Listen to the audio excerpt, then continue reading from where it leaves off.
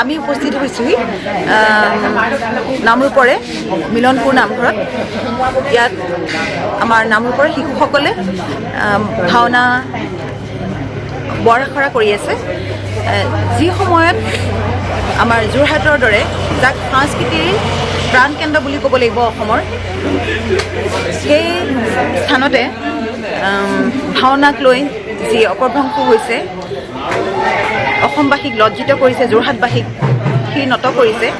যোৰহাট কেন্দ্ৰীয় মহাবিদ্যালয়ৰ এগৰাকী ছাত্ৰীয়ে ভাওনাক লৈ যি বিভৎস নৃত্য কৰিলে, সেই একেটা সময়তে নামৰূপত এটা সম্পূৰ্ণ বিপৰীত পৰিৱেশ সৃষ্টি হৈছে। নামৰূপৰ কণ কণ শিল্পীসকলে, শিশু শিল্পীসকলে অহা 27 তাৰিখে দেওবাৰে সন্ধিয়া এই মিলনপুৰ নামঘৰতে তুলসীৰ সতীত্বহৰণ শংখচূড় বধ ভাওনা ইয়াত ৰূপায়ণ কৰিব। আজি তাৰে বৰ আখৰা চলি আছে। এই ভাওনাভাগী পৰিচালনা আৰু বায়নৰ কাৰণে অসমৰ বিভিন্ন স্থানৰ পৰা নিমন্ত্ৰণ জনাই আনিছে। পৰিচালনা কৰিবৰ বাবেও অসমৰ বিভিন্ন স্থানৰ ব্যক্তি ইয়াত উপস্থিত হৈছে। আমি আপোনালোকক ভাওনাৰ নামঘৰৰ ভিতৰৰ ভাগলৈ লৈ যাম আৰু তাত আমাৰ ভাওনাৰ বৰ আখৰা চলি আছে, আপোনালোকে চাব। আৰু এয়া নামৰূপৰ গৌৰৱ, সদায় সেয়ে নামৰূপ অসমত জিলিকি আছে, জিলিকি থাকিব। ভাওনাত কি ভাও লৈছা? ভাওনাত মই শংখচূড় চৰিত্ৰ লৈছোঁ। শংখচূড় তোমাৰ এটা এফাকি বচন কোৱা। শংখচূড় নাম মোৰ জগত বিখ্যাত,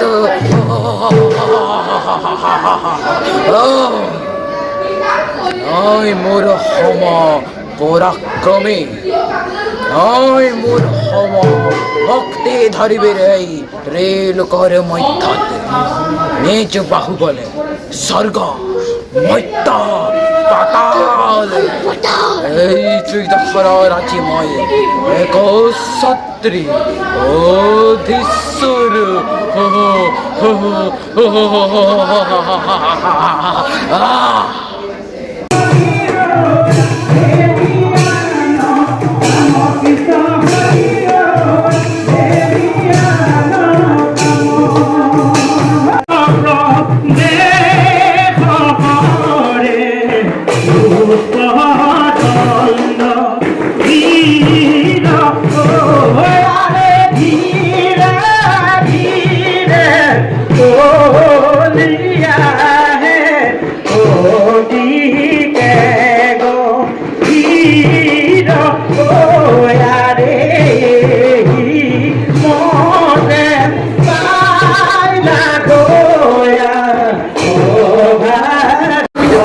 ভাওনাৰ বৰ আখৰা চলি আছে। আমি বৰ্তমান নাটৰ ওচৰত অত্যন্ত এটা সুন্দৰ পৰিৱেশ নামঘৰৰ ভিতৰত অকণমান আপোনালোকক দেখাবলৈ চেষ্টা কৰিম। লগতে নাটৰ ওচৰত যিসকল আছে তেখেতসকলৰ পৰা আমি অহা মন্তব্য জানিব বিচাৰিম। শ্ৰী নৱজ্যোতি বৰা বায়ন শিৱসাগৰ, আৰু এখেত লগত আছে আমাৰ আদৰ্শ আছে আউনীতি সত্ৰৰ, আমাৰ লগত আছে আউনীতি সত্ৰৰ যে যোৱা বছৰ প্ৰতিযোগিতাত আমাৰ মুখ্য গায়ক হিচাপে তেখেতে প্ৰতিযোগিতাত প্ৰথম স্থান লাভ কৰিছে। আমাৰ গায়ক যদুমণি দত্ত আছে, লগতে আমাৰ পাৰ্থ বৰাদেৱ আছে বায়ন, আৰু এইফালে আমাৰ আছে ৰক্তিম কলিতাদেৱ। এই নামৰূপ শিশু সমন্বয় সাংস্কৃতিক গোষ্ঠীয়ে যি আয়োজন কৰিছে, গুৰুজনাৰ অপূৰ্ব সৃষ্টি ভাওনা, এই ভাওনাভাগী যি আমাৰ কণ কণ শিশুসকলক গুৰুজনাৰ লীলা চৰিত্ৰভাগী প্ৰদৰ্শন কৰাত আগবঢ়াই নিবলৈ তেখেতলোকে যি পদক্ষেপ লৈছে অতিকৈ প্ৰশংসনীয়। আৰু আমিও শিশুখিনিক চৰিত্ৰখিনি ভাওনাৰ শিশু যিখিনিয়ে কৈছে, আমাৰ ইয়াত অভিনয় কৰিছে, তেখেতলোকক আমি এই শিকাই বুজাই আগবঢ়াই লৈ যাবলৈ আমিও নিজেও অকণমান আনন্দিত হৈছোঁ। আৰু কি ক'ম, আমাৰ যোৰহাটৰ যিটো আমাৰ এই কাণ্ড, আমাৰ ঐতিহ্যমণ্ডিত যিটো ভাওনাৰ আমাৰ যিখিনি তেখেতলোকৰ যোৰহাটৰ পৰাই ভাওনাৰ বুলি ক'লে যোৰহাট আমাৰ প্ৰথম স্থানত আমাৰ থাকে বুলি আমি জানো। কিন্তু যোৰহাটত এনেকুৱা এটা নিন্দনীয় গুৰুজনাৰ এনেকুৱা অপমান কৰা এইটো আমি ধিক্কাৰ দিছোঁ। আমাৰ আদৰ্শ সত্ৰ তিনিচুকীয়া আমি সমন্বয় সাংস্কৃতিক গোষ্ঠী আমাৰ দোহাৰ দল আমি ইয়াত পৰিচালনা কৰিবলৈ আহিছোঁ। তিনিচুকীয়া আদৰ্শ সত্ৰ সমন্বয় সাংস্কৃতিক গোষ্ঠীৰ আমাৰ তৰফৰ পৰা আমি যোৰহাটৰ যিটো কাণ্ড হৈছে সেইটো আমি ধিক্কাৰ দিছোঁ। আৰু আমাৰ গায়নদেৱে আমাৰ দুআষাৰ ক'ব, যদুমণি দত্ত, তেখেতক আমি দুআষাৰ ক'বলৈ যদুমণি দত্ত নমস্কাৰ, মই শ্ৰী যদুমণি দত্ত, মোৰ ঘৰ শিৱসাগৰত। আজি নাম আপোনাৰ অকণমান বিষয়ে কৈ লওক। আপুনি জানোৱেই আপোনাৰ, তথাপিতো আমাৰ ৰাইজৰ কাৰণে আপুনি মই নাট ভাগৰ পৰিচালনাত গায়ন হিচাপে আছোঁ। আপোনাৰ আমাৰ নামো আপোনাক বহুত শুনিছোঁ, যথেষ্ট নহয় জানো? মই সুদূৰ মাজুলীত হৈ যোৱা ভাওনা সমাৰোহত শ্ৰেষ্ঠ গায়ন হিচাপে চিলেক্ট হৈছিলোঁ আৰু ৰাইজৰ বহুত আশীৰ্বাদৰ ফলত মই এই পুৰস্কাৰ পাবলৈ সক্ষম হৈছোঁ। শুনিছোঁ আমি এতিয়া ইমান সুন্দৰ। আজি আমি নাট ভাগ গায়ন হিচাপে আছোঁ আৰু কণ শিশুসকলে ইয়াতে অভিনয় কৰিছে। সুচাৰুৰূপে যাতে তেওঁলোকে নাট ভাগি অভিনয় কৰিব পাৰে, তাৰ কাৰণে আমি ৰাইজৰ ওচৰত আশীৰ্বাদ বিচাৰিছোঁ। আৰু আমি নাট ভাগ পৰিচালনা কৰোঁতে বহুতো ভুল ত্ৰুটি ৰৈ যোৱাটো স্বাভাৱিক, ৰৈ যাব পাৰে। আমি সকলো ওচৰত প্ৰাৰ্থনা জনাইছোঁ আমাৰ যাতে ৰৈ যোৱা ভুলখিনি আপোনালোকে শুধৰাই দিব। আৰু এই নাট ভাগি অসমীয়া ভাওনা সংস্কৃতি যোগে লাইভ হ'ব। সকলোৱে ঘৰতে থাকি ভাওনা ভাগ উপভোগ কৰিব পাৰে। লাইভ হ'ব বুলি ক'লে আকৌ এবাৰ কৈ দিয়ক। অসমীয়া ভাওনা সংস্কৃতিৰ ওপৰত লাইভ হ'ব। এই কথাটো ক'ব। আমাৰ এতিয়া যে যিটো দেখিছে, আমাৰ এতিয়া যোৰহাটত আমাক যি লজ্জিত কৰিছে, যোৰহাটক নহয় জানো এখন সংস্কৃতি কেন্দ্ৰ। এতিয়া সেইটোতো বহুত লাজৰ কথা, সেইটো ক'বলৈ মানে ফেচবুকত পাই আছে, সকলোৱে কৈ আছে, আমিও কমেণ্ট কৰিছোঁ। কিন্তু যাতে ভৱিষ্যতে কমেণ্ট কৰিলে জানো সকলোৱে কমেণ্ট কৰিছে, শ্বেয়াৰ কৰিছে, সেইটো হ'লে নহ'ব। আমি ইয়াৰ বাবে কাক জগৰীয়া কৰিব, মানে অভিভাৱকক নে সমাজক নে কাক কৰিব? আমি সমাজখনক জগৰীয়া নকৰোঁ, কাৰণ তেখেতে এইটো নিজেও জানিব লাগে যে কৰ্তৃপক্ষ এতিয়া শিক্ষকসকলে চাই আছে, তেখেতলোকেও নৃত্য চলি থকা সময়ত ক'ব লাগিছিলে যে এইটো হ'ব নালাগে, আধাতে ৰখাই দিব লাগিছিলে, কিন্তু এইটো হ'ব নালাগে। ভৱিষ্যতে আমি যাতে এইটো আৰু এনেকুৱা নহয়, তাৰ বাবে আপুনি তাৰ বাবে আমি অসমবাসী ৰাইজক মানে আহ্বান জনাইছোঁ, যিসকলে অভিনয় কৰে দেখোন এই ভাওনা সংস্কৃতিৰ লগত মানে এইবিলাক কৰিব নকৰে। তেওঁ হিন্দী গান লগাইছে, লগা হ'লে বেলেগ ড্ৰেছ পিন্ধি নাচক, ভাওনা ড্ৰেছ এটা পিন্ধি এনেকৈ মানে অভিনয় কৰাটো আমি নিবিচাৰোঁ। তাকে আমি ভৱিষ্যতে মই আজিলৈকে কিন্তু ক্ষমা খুজিছে, স্কুলৰ কমিটিয়ে কোনোবাই ক্ষমা খুজিছে, কিন্তু ছোৱালীগৰাকী মই ক্ষমা খোজা নাই দেখা। তেখেতে এটা লাইভ দিব লাগিছিলে যে কোনোবা দিখন মই মাফ কৰি দিম, তেখেতে ক্ষমা খোজা দেখা নাই। আমি তেখেতে যদি ক্ষমা খোজে তেতিয়া আমি মানি ল'ম, তেখেতে ক্ষমা খোজালৈকে মই কিন্তু মানি ল'ব নোৱাৰিম, কাৰণ তেখেতে ক্ষমা খোজা মই দেখা নাই। অসমবাসীয়ে যথেষ্ট কষ্ট পাইছে। আমি আজিলৈকে কিমান পাইছোঁ নাজানো, মানে ভগৱানৰ ওচৰত শুদ্ধভাৱে পৰিচালনা কৰিছোঁ বুলি ক'ব নোৱাৰোঁ, কিন্তু সেনেকুৱা আমি মানে বেয়া এটা লাইনত আমি হেৰি কৰিব বিচাৰোঁ।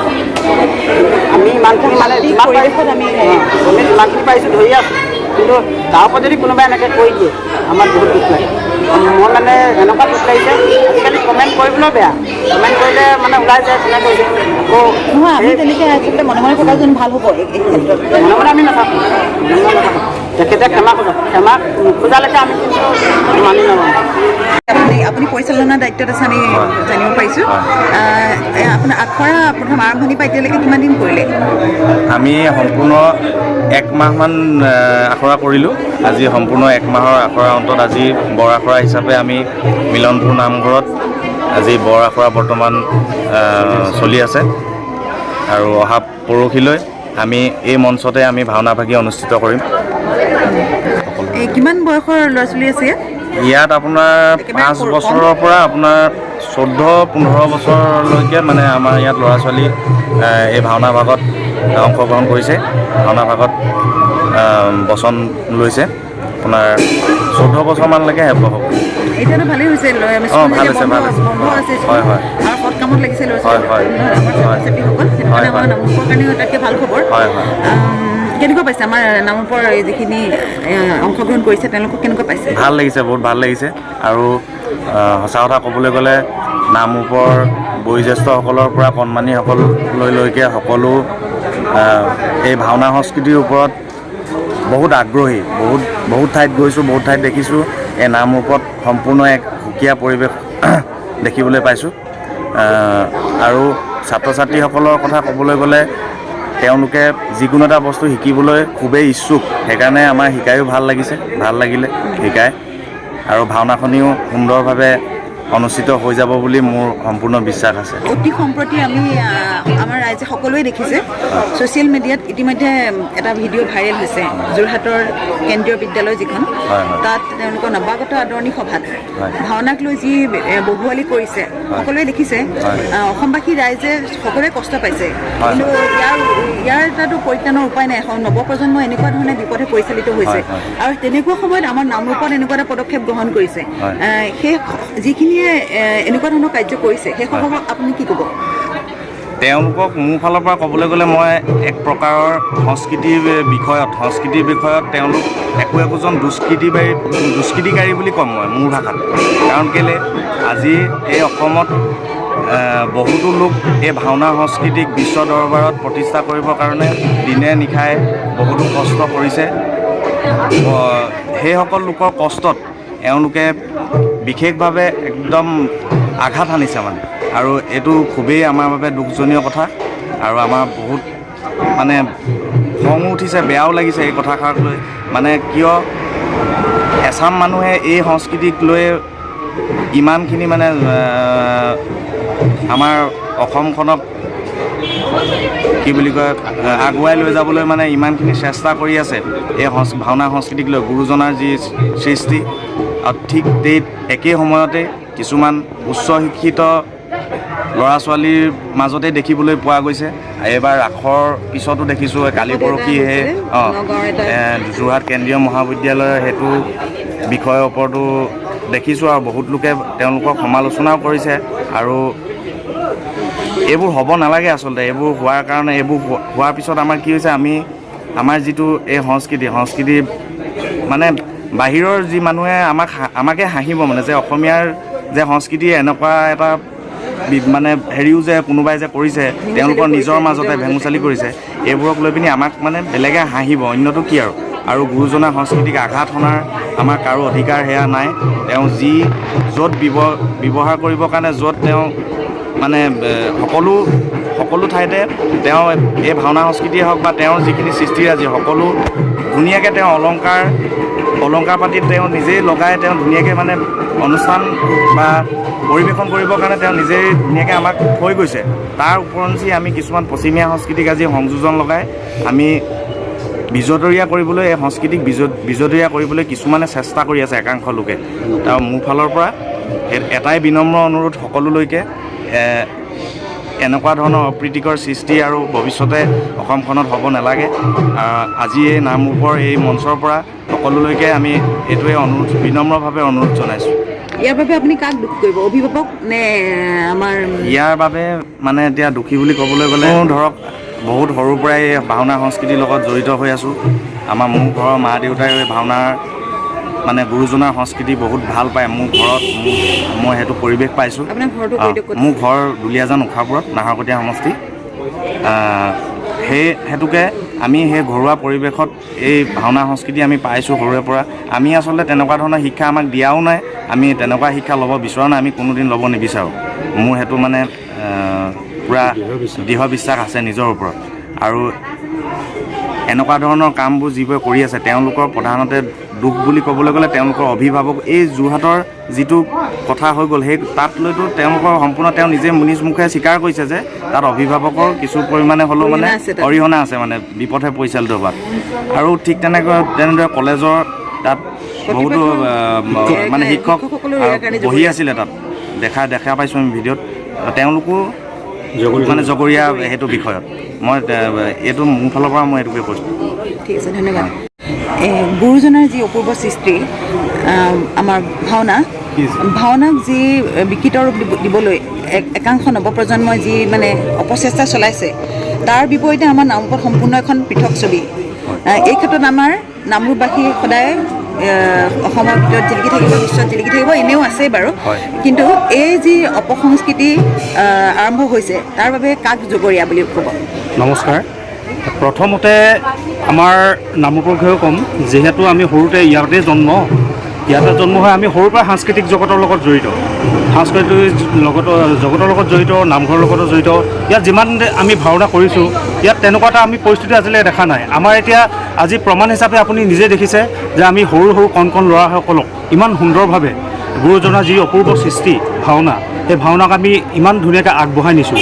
আৰু যোৰহাটৰ বিশ্ববিদ্যালয়ৰ ছাত্ৰীগৰাকীৰ যি অসভ্যালী যি আচৰণ দেখিলোঁ গুৰুজনাৰ সৃষ্টিৰ ওপৰত, নাট্যালংক বুলি মই এটা আপোনাক তেওঁলোকৰ যিটো কলংক সানিছে ভাওনাত, নাট্যালংক আচলতে তেওঁলোকক বেছি শিক্ষিত দেখাইছে, তেওঁলোকক বহুত শিক্ষিত দেখাইছে। বেছি শিক্ষিত হ'লেও অকণমান অসুবিধা এটা হয়, সেইটোৱে তেওঁলোকৰ আচলতে পৰিচালিত হ'ল। অভিভাৱকসকলে সেই বিষয়ে চিন্তা চৰ্চা কৰি চাব লাগিছিল। আৰু গুৰুসকলে, শিক্ষাগুৰুসকলে তেওঁলোকে যি ভাওনা প্ৰদৰ্শন কৰিছিল, তেওঁ নিৰ্দেশন কৰিছিল, সেই তেওঁলোকে মাতিব লাগিছিল। সেইটো আমি এতিয়া কি বুলি ক'ম, তেওঁলোকক যিহেতু গুৰুৱেই, যে তেওঁলোকে সেইটো চিন্তা কৰি চাব লাগিছিল যে তেওঁলোক নিজে থকা সময়ত এনেকুৱা এটা পৰিস্থিতি তাত উত্তপ্ত হ'ল। এতিয়া গৰিহণাই দিছোঁ, সেইটো আধাতে বন্ধও কৰি দিয়ে নাই, সম্পূৰ্ণ কৰিছে। সেইটো এতিয়া নাম নামাতিলে, কোনো নামাতিলে, একদম যোগ্যতা মতাটো তেওঁলোকৰ কৰ্তব্য আছিলে। কিন্তু এতিয়া কি ক'ম, মই মানে ভাষাই পোৱা নাই একো বিচাৰি। দুখ পাইছোঁ, অত্যন্ত দুখ পাইছোঁ। গুৰুজনৰ অপূৰ্ব সৃষ্টিক এনেকুৱা বেমেচালি কৰিছে, অত্যন্ত দুখ পাইছোঁ। এইখিনিতে মই সকলো অসমবাসী ৰাইজলৈ এটা অনুৰোধ জনাইছোঁ। অহা 27 তাৰিখে নামৰূপৰ মিলনপুৰ নামঘৰত নামৰূপ শিশু সমন্বয় সাংস্কৃতিক গোষ্ঠীৰ দ্বাৰা আয়োজন কৰা ভাওনা প্ৰদৰ্শন তুলসীৰ সতীত্বহৰণ শংখচূড় বধ ভাওনাখনি উপভোগ কৰিবলৈ সকলো ৰাইজক আমি একান্তই আহ্বান জনাইছোঁ। এইখিনিতে মই অসমীয়া ভাওনা সংস্কৃতিৰ তৰফৰ পৰা সমূহ অসমবাসী ৰাইজলৈ এটা অনুৰোধ জনাইছোঁ। বৰ্তমান অসমত যিটো ভিডিঅ' ভাইৰেল হৈ আছে, যোৰহাট কেন্দ্ৰীয় বিদ্যালয়ৰ এটা ভাওনাৰ ওপৰত নৃত্য নহয়, সেইটো এটা দৈত্য নৃত্য বা যোনে যি ভাবে সেইটো যাতে ইমানতে সমাপ্ত হয়। অসমীয়া ভাওনা সংস্কৃতিটোৰ অসমীয়াসকলে অসমীয়া সংস্কৃতিৰ ওপৰত ইমান এটা আলোচনা কৰিলে অসমীয়া জাতিটোৰ প্ৰতি এটা ভয়ংকৰ পৰিস্থিতি আহিব বুলি আমি ভাবোঁ। গতিকে ইমানতে সেই পৰিৱেশটো ইমানতে আমাৰ সমাপ্ত ঘটাই অসমীয়া সংস্কৃতিক আৰু বিশ্ব দৰবাৰত আগুৱাই যাবলৈ সকলোৱে যাতে সহায় কৰে, সকলো অভিভাৱকসকলে যাতে সহায় কৰে, তাৰ বাবে আমি সমূহ অসমবাসী ৰাইজলৈ সাদৰে প্ৰাৰ্থনা কৰিছোঁ।